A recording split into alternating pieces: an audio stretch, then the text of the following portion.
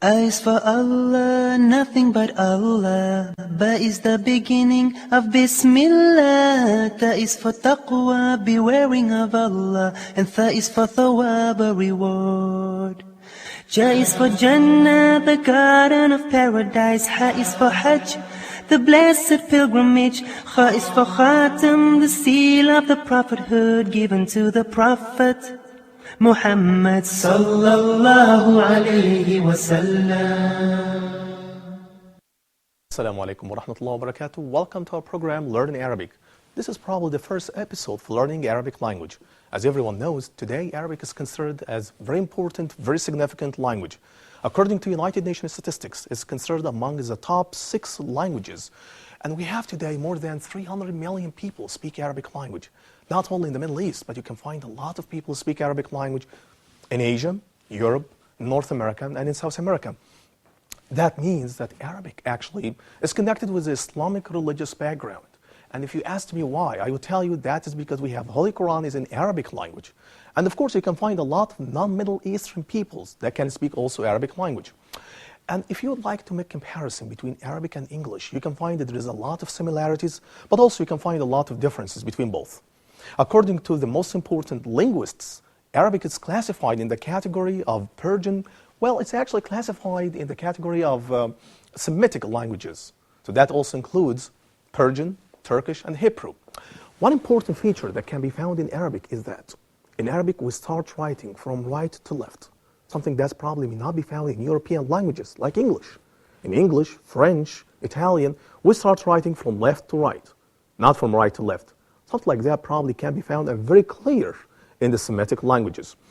Also, we can find a lot of emphatic sounds that probably may not be found in other languages. And as I said before, if you'd like to learn Arabic, that means that you will learn also more about the Middle Eastern culture, religious backgrounds, and you can discover more about the values of different languages. I would like, first of all, just here to present all my guests today, Mustafa, my dear friend Usama, and Talha and Muhammad. Welcome to all of you to my program. And here's the first question that I would like to ask you.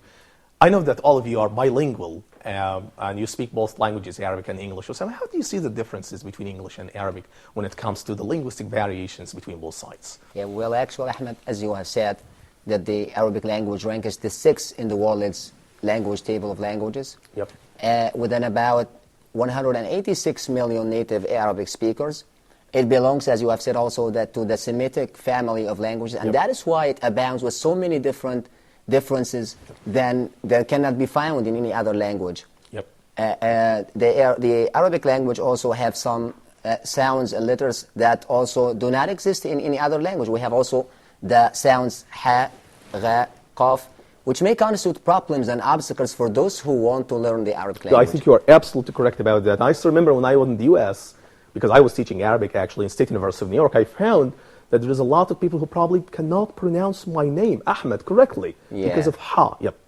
Also, we have structurally, on the structural level also, we found that the Arabic language begins with a subject, then a verb, and then we have an object. Yep. Unlike the English or many foreign languages that begin with a verb, a subject and a verb and an object. Yep. Okay. So, but even so, Ahmed, I find that learning Arabic is so easy and simple, but it just takes time and the practice, and that is why I'm here today with you. Yeah, you know, Sam, also a very important point here. I met a lot of people actually in the U.S. telling me before, you know, it's impossible to learn a language that starts from right to left. We can't imagine that. And I told them, well, in China, you can find the Chinese language starts from top to down, top bottom. Yeah. And something like that could happen in Indian languages. But I think I agree with you about this point. People today, especially in the West, have misconceptions about Arabic. They consider that this is a very complicated language. And I think I agree with you about this point. But I think now, when it comes to the characteristics of Arabic language, I think that is we will have here special characteristics of the writing system of Arabic. Yep. And as you see here, I have a question here at this point about the writing system or the orthography system in the language. Okay. I found that in the English language, sometimes we have more than one way for representing a single speech sound. Yeah, that's true. For example, we have the sound fa. which Yeah. may be written in 3 different ways in the English language. Exactly. It can be written fa as in fabulous or favor. Yep. It can be written bh Yep. as in photographer or photo. Yep. Or gh as in enough. So are there any such characteristics in the Arabic pronunciation or in the orthography system of the language? Well, thank you, Osama, for asking me such a question. I think that is very important, and I'm going to mention something like that here. That is one of the distinctive features that you can find in Arabic language is that you can find just one letter for one sound. So such a feature, such a linguistic and phonological feature, which probably can be found in English, may not be found in Arabic. And I think we can discuss more about that. Here is the first characteristic of the writing system in Arabic. Arabic is written from right to left. When reading, we start in the opposite direction from European and American materials. I think that is in such a way. If you would like to read any Arabic paper, then you start from the right side to the left side. Can you see that here? Like, for example, so when we start writing any letter in Arabic, we start from this part. Can you see that? Yeah. Something like that. Something like that. But actually, we cannot, for example, write the letter from this side, from the left to the right side. Yeah. That's wrong. That's Right. I think that this is probably the most important characteristic that can be found in the writing system of Arabic. Now, another important point here is that letters are connected in both print and handwriting. Unlike European alphabets, they are connected only in handwriting. I think that is very important also. Because in Arabic, when you write in a letter, by the way, we did not discuss so far the alphabets in Arabic. We're just making our introduction for that part of the episode. But when it comes to writing Arabic, most of the letters are connected and combined together. And actually, that can happen actually in the printing materials and in the handwriting. Something like that probably if you make comparison with English. In English, you cannot find that the letters are connected in the printing. Yeah. You can have any newspaper and write the word that will write all the words in the newspaper. Then you can find that the letters are disconnected; they are not combined together. But in Arabic, all of them are connected together. Can you see that? Okay, does it make sense? Yeah. Yep. Okay.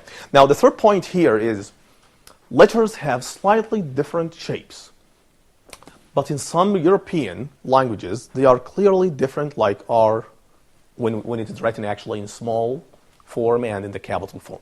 That is another distinctive feature that can be found in Arabic. Yeah. As you know that in English we have capital letters and also we have small letters, right? But something like that may not be found in Arabic. Let me just explain that to you. Here, for example, if you'd like to learn the sound like Ra, this is the letter in Arabic, Ra. Can you see that? Okay. Now, if you just make a similarity with this sound with the other sounds in English, you can find R. Yeah. Can you see that? Okay. But if you'd like to write R in English, you write that in this form. Sometimes also you write that in this form, the capital form. Yeah. Is that correct? What do you mean here that in Arabic we don't have a lowercase or an uppercase letters? Exactly. That's what you probably want could to be a say. computational term. Something like that is absolutely correct. Yeah, okay. So can you see that? In Arabic, we don't have capital letters, we don't have small letters. Yeah. But we just have one form for the letters. As for the capitalized Yep. letters, Ahmed, Yep. are there any function for them? Well, generally speaking, we don't have any function for that. But that is probably could be important in English. Can you see that? Okay. If you'd like to write any sentence in English, you must start the first letter in the first word with a capitalized form. Is that correct, Talha? Yes. Yep. But in Arabic, we don't have capitalized form. So in English, it does have a linguistic function. You know why? Because when you start the first letter as a capitalized form in English, that means it actually comes at the beginning of the sentence. But we don't have that in Arabic. So that's probably, can you see now the differences between, for example, Arabic as a Semitic language and European languages, like, for example, English? Yep. Okay. Do you have any other questions? Okay. Now let's move on here. The fourth point is letters occurs in initial, medial, and final positions with independent shape. Oh, I think that's very interesting. If you would like to learn Arabic alphabets, then we have to define the alphabet in the initial form and in the medial form and in the final position. So we have 3 positions. And you can find a lot of alphabets that probably could be connected in the initial position, in the medial position, but maybe disconnected in the final position. Let me just give you one example here. Can you see that? Ab.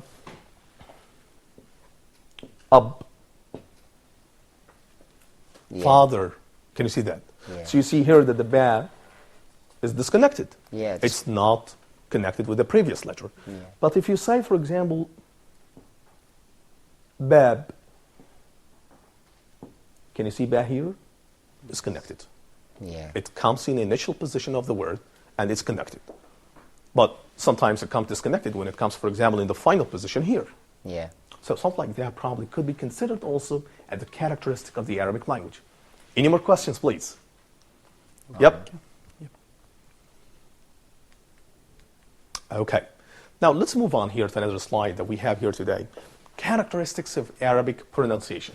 Yeah, please. Yep. I do have a question. Yep. Go ahead, Osama. Yeah, as you know, the English language or differences of accent in the English language are mainly due to the differences in the pronunciation of vowels. Yeah, that's but true. consonants are spoken or are pronounced the same way whenever English is spoken. Okay. So what about Arabic concerning this issue? Oh, Osama, you touched a very sensitive nerve here.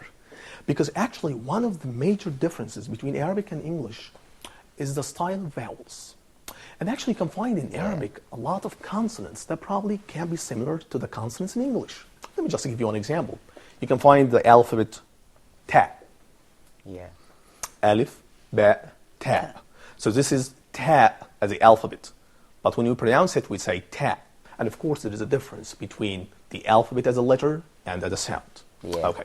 Now, does this sound also available in English? Yep, it's found in English. Yeah. We have A, B, C, S, T. T, we have T. It's very close actually to T Yeah. in English, right? But on the other hand, you can find, for example, some letters in Arabic that may not be available in English. But, very important point here that I have to explain to all of you. The variations of the vowels in Arabic probably reflects where are you from. Yeah. Yep. So, for example, you can find in the Gulf area, in the Gulf countries, they pronounce the first alphabet, which is Alif, which pronounced A. Sometimes they pronounce it as A. So they say for father, Al-Walid. But here in Egypt, for example, we say Al-Walid. So actually, the variation, the differences in producing the vowel probably reflects the place where you are coming from. Yeah. Here we go. But when it comes to consonants, I think that consonants, all of them have to be pronounced in the same way, in the same form. Yeah. So we don't have any variations when it comes to consonants. We do have variation just in vowels. In vowels. And actually, as everyone knows, that in English, for example, you can find short vowels. We have, again, also the long vowels. Yeah. We have And in diphthongs. Arabic, yep. Yeah, we have diphthongs also. Right. In Yes. Arabic also, we do have the same. Because a lot of linguists said before that in Arabic, we don't have vowels. That is not true. Yeah. In Arabic also we have short vowels and we do have also long vowels. Yeah. Probably also we have diphthongs or gemination, as we can discuss this point later. Yeah. But back to your question, Sam, I think in such a way you can find variation in vowels but not variations in consonants. You can find differences in vowels and such difference actually reflects where are you coming from. Yeah. Yep. Okay. Okay. So, please, Ahmed, Yep. in learning English, Yep. I have dictionaries Yep. that tells me the pronunciation, how to pronounce such a word. Yep. Are there any dictionaries for pronouncing or for the transcription of the Arabic letters? Interesting. I think yes, we do have. And that's called actually transliteration for the Arabic alphabets. Yeah. And you can find it depends on the dictionary. As you have in English, for example, you have transcription for the words in English. Yeah. And it depends also on the style of transcription that can be found in English dictionaries. It's also the same that can be found in Arabic. So in Arabic, we do have transliteration for the Arabic alphabets. All the letters in Arabic alphabets actually we can find transliteration in different Arabic dictionaries. It's something that should be available. And I think you can find that probably in the first pages of any dictionary in Arabic language. Yeah. Okay. Thanks. Any more question? Oh, thanks. Okay, let's move on here. Now, we were talking about the characteristics of writing in Arabic. And that's probably, as you can see, that the writing system in Arabic is very distinctive. But when it comes to the characteristics of Arabic pronunciation, I think also you can find a lot of distinctive features that probably distinguish Arabic from other different languages. I think we can discuss more about that, but after taking a break, we're going to have a break, and after that, we'll be right back. Stay tuned and don't leave.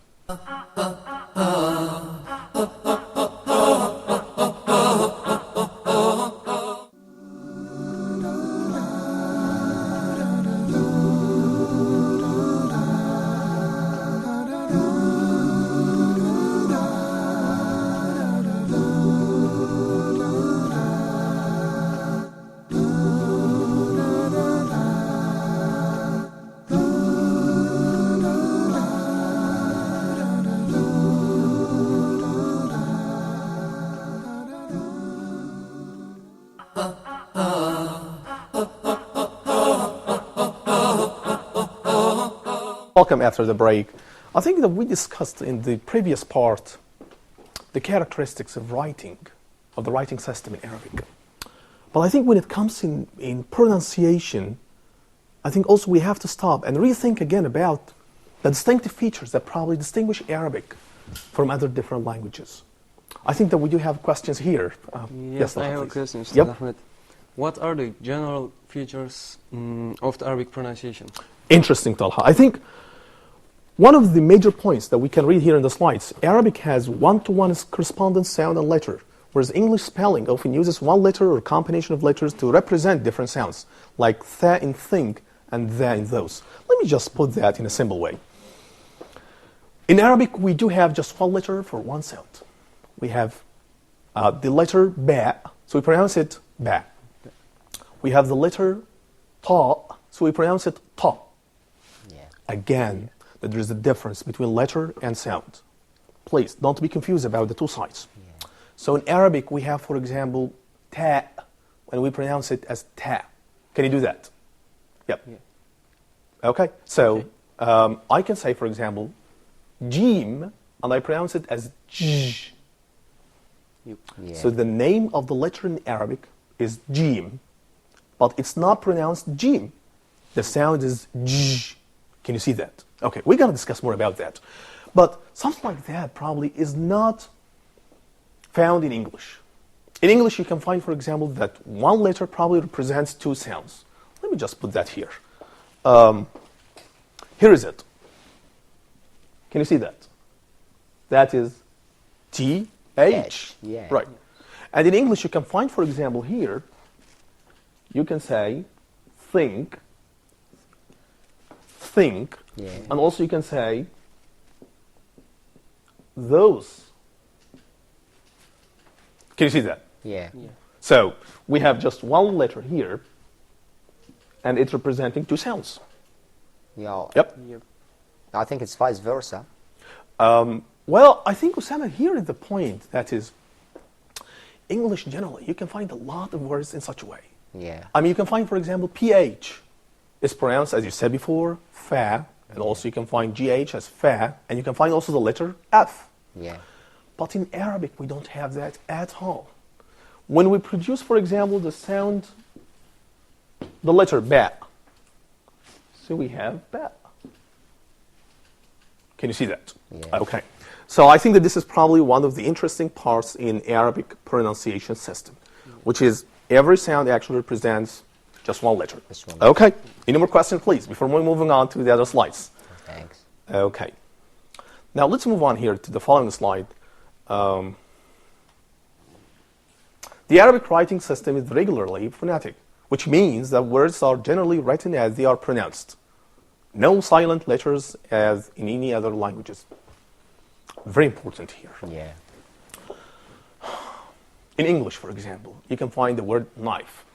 Yeah. Knife. It's a tool which is used in the kitchen for cutting Yeah. the food and all the food stuff. Okay. Begins with a K sound. Yep, that's true. Yeah.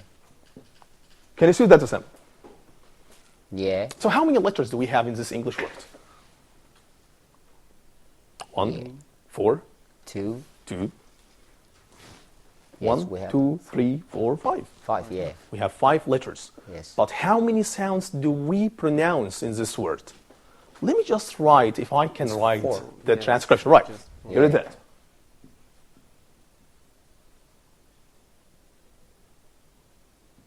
This is the Latin transcription for the Yeah. word knife. Yes. Okay. Can you count how many sounds do we have here in this word? Yeah. Here it is. We have 3. 1, 1, 2, 2, 3. 3. 2 consonants and 1 vowel. You touched the main point here. Okay. So can you see that in English? That we have the word here, 1, 2, 3, 4, 5. Are you following me? Yeah. Okay. So K here is not pronounced. E here is not pronounced. Yes. Yeah. So that is in English. In Arabic, we don't have that at all.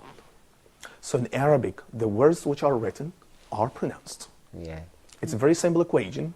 We don't have a lot of arguments about this rule in the Arabic pronunciation system. Okay? Okay. Do you have any question about that? Oh. Okay. Now let's move on here. Number C. in general, Arabic sounds are a wider range of mouth and throat positions than English. Do you understand this point? Yeah, well. Yeah, let me just explain that Okay. to you. In Arabic, we discussed before that in Arabic we have emphatic sounds like ha, Yeah. kha, ta. Such sounds are not found in English. That's true. Okay. But in Arabic also I can say ba, ta, ka, and qa. Yeah. Yes. So ba as a letter, Yes. ta as a letter, kaf as a letter, Yeah. and qaf as a letter. Okay. Yes. They may have counterparts in the English. Oh, Yeah, ta. We may have Yeah. counterparts and sounds in the English language. exactly. Hussein. That equal So we to can this. find that in English. Yeah. But I have another point here, which is ta is found in English, Yeah. right? Yeah. Ka is found in English, Exactly. and ba is found in English. But how about qa? No. It's not found in English. Yeah, it's not found. Yeah. Well, I think we can discuss more about qa in the following episodes, but in a very quick note, qa is described phonetically as a uvular sound. Yeah. And uvular means that the final part of your soft palate is used for producing such sound, Yeah. Yes. which is called qa. Of course, qa is different from ka. Yeah. Ka is in English, that's true, but qa it's not in English. So if you can find, if you just have a wider outlook for the sounds in Arabic, you can find that some sounds are produced in the frontal side of the oral cavity, like ta. I put the tip of the tongue against the alveolar ridge. Yeah. Okay? Also, I can say ka. So the sound here is not produced from the frontal side, it's produced from the back side Yeah. of the oral cavity. Oral cavity. That's true. But we also have ayn, ah. It's a very difficult sound. I know that in Arabic. Yeah. But, so can you see ah? This sound actually, well, it's a surgical operation happening in our Yeah. mouth, oral cavity in order to explain the sound. But this sound is described as a pharyngeal sound.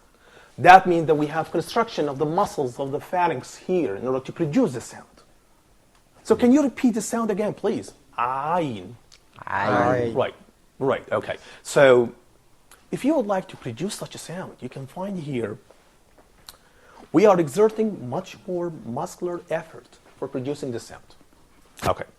Not only that, but also we have the state of voicing of the vocal flaps here at the larynx. Yeah. Okay.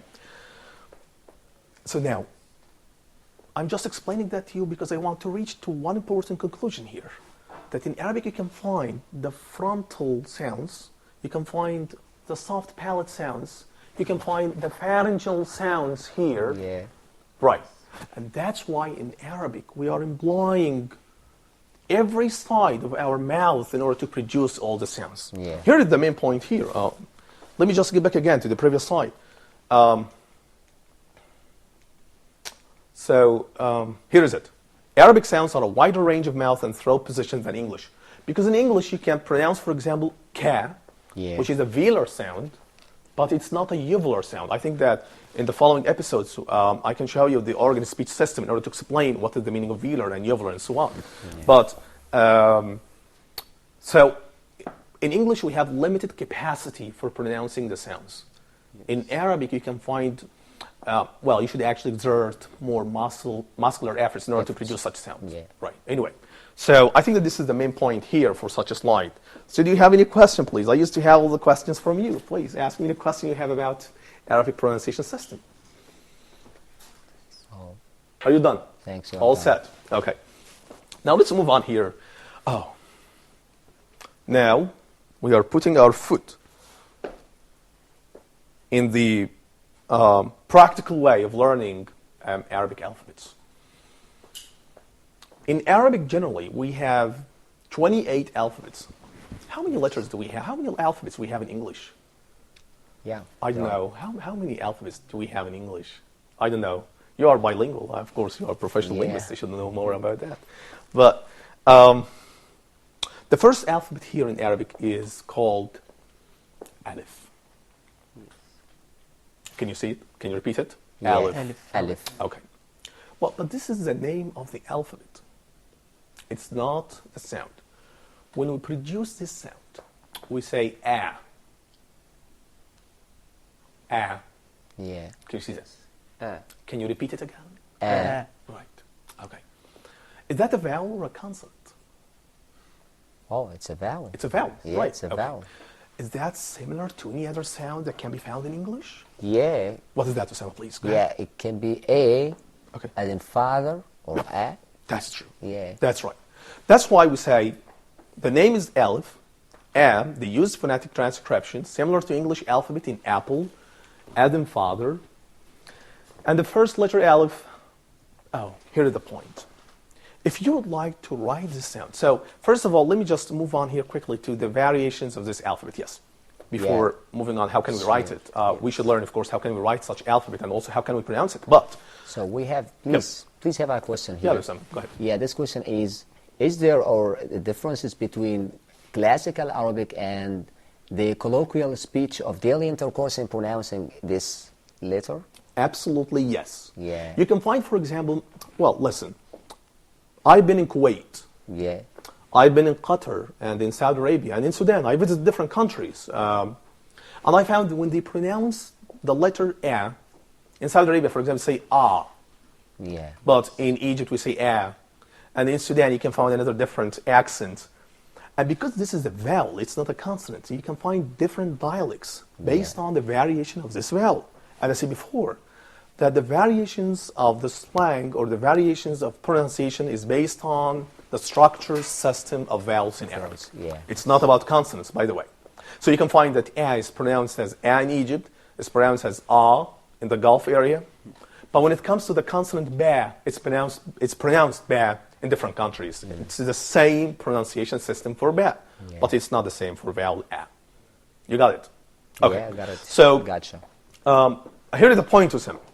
So in eastern regions of the Arab world, the sound of Alif is generally deeper, closer to A in father, as you said now, Sam. Yeah. While in North Africa, like in Egypt or in Tunisia, Morocco, it tends to be frontal, closer to Bad. Can you see that? So now I can tell you here that, can you see the differences between father and Bad? Father, A, and Bad. Yeah. Here we go. So, I have a very quick note here. Can we find variations for a lot of vowels in Arabic? My answer is yes. Okay. So, I think that we can discuss more about that. But in the following episodes, ladies and gentlemen, my dear viewers, I think probably this is the first part of learning Arabic, and we will be, in the following episodes, discussing more about the Arabic alphabets. Assalamu alaikum wa rahmatullahi wa barakatuh. A is for Allah, nothing but Allah. Ba is the beginning of Bismillah. Ta is for taqwa, bewaring of Allah. And Tha is for thawab, a reward. Ja is for Jannah, the garden of paradise. Ha is for Hajj, the blessed pilgrimage. Kha is for Khatam, the seal of the prophethood given to the Prophet Muhammad sallallahu alayhi wa sallam.